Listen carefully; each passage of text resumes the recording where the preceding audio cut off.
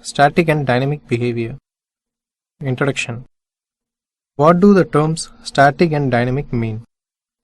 In programming languages, static almost means fixed or bound at compile time and thereafter cannot be changed.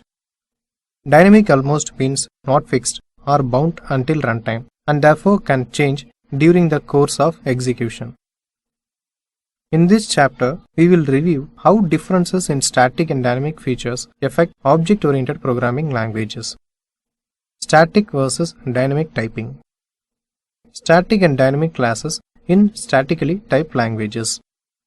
Static and dynamic method binding in statically typed languages. Static and dynamic typing. Java or Pascal is known as statically typed programming. Here, for instance, variables have declared type which is fixed at compile time. A variable is merely a name in a Smalltalk or CLOS, which is nothing but dynamically typed programming language. Generally, types are associated with values, whereas variables are not connected to types. Various types can be held by variables during the course of execution. Advantages and disadvantages.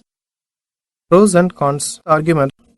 Static typing authorises a great error reduction, more work at compile time and results in faster execution time. Dynamic typing leads to greater flexibility, easier to write, which come out as non-declarative statements.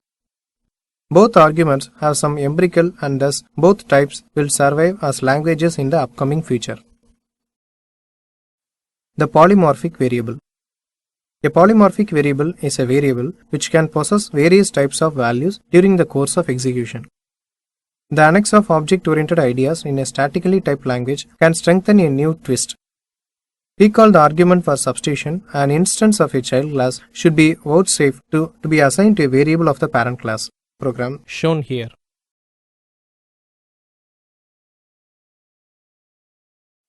Static and dynamic class.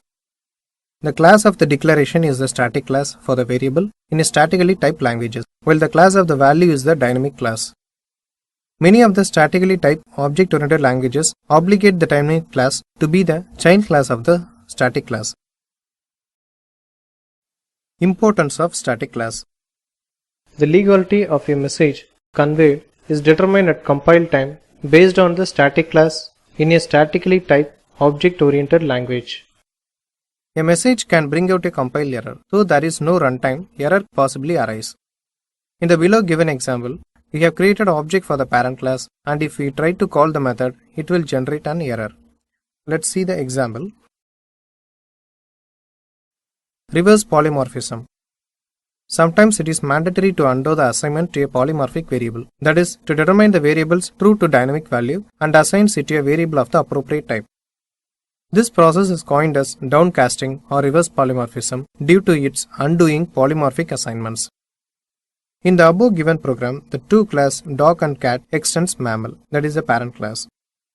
In this example, the object Fido belongs to the dog can be assigned to the parent class object pet. But it is not legal to assign the parent class object to the child class object. Two components of reverse polymorphism. There are two specific problems associated with the question of reverse polymorphism. The problem of identity. If the value declared as an instance of a parent class actually holds a value from a subclass. The task of assignment. If the value from the parent class is assigned to be a variable declared as the subclass. In some languages, mechanisms are provided to address these two problems together, while in other languages they are separated. Static and dynamic method binding. The question is whether the binding for information to be associated with the static class of a variable or the dynamic class. Alice holds a small mammal. Bill asks, does this animal give birth to live young one? Static answer, all mammals give birth to a live young one and therefore yes. What if the mammal is a platypus? Dynamic answer, platypus lays eggs and therefore no. Even statically typed object-oriented programming languages can use dynamic binding, but static type is used to determine illegality of operation. Documenting method binding. Dynamic binding is the default in many languages. The act of a child class overriding a method in the parent using the same type signature. Then the selected method will be determined by the dynamic type. In other languages, C++, Delphi and C#, the programmer must indicate which methods are dynamically bound and which are statically typed. In C#, for example, this is done using the virtual keyword. The below given example shows the method binding. The animal is the parent class and dog and bat are child classes. These two classes extends the parent class animal. The virtual method speak of is used in the parent class. This method is overridden in the child class dog. Merits of static versus dynamic method binding. Efficiency. In static binding program, execution takes only less time to complete, but dynamic binding requires more time. Error detection. Static binding permits errors to be caught at compile time rather than runtime. Flexibility. Dynamic binding permits greater flexibility, whereas static binding creates rigidity and inhibits reuse. Summary. Chapter Summary. A statically typed language associates the type with variables. On the other hand, a dynamically typed language associates the type with values. Static typing facilitates better error detection, better runtime efficiency, and less flexibility.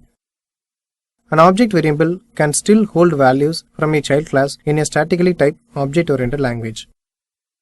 The static class is the class of the declaration, but the dynamic class is the class of the value held currently. The static class is used to check the legality of a message. Using either the static or dynamic class, a message can be bound to a method. Dynamic class is used by the most languages. The program is allowed to choose method to be used in some languages.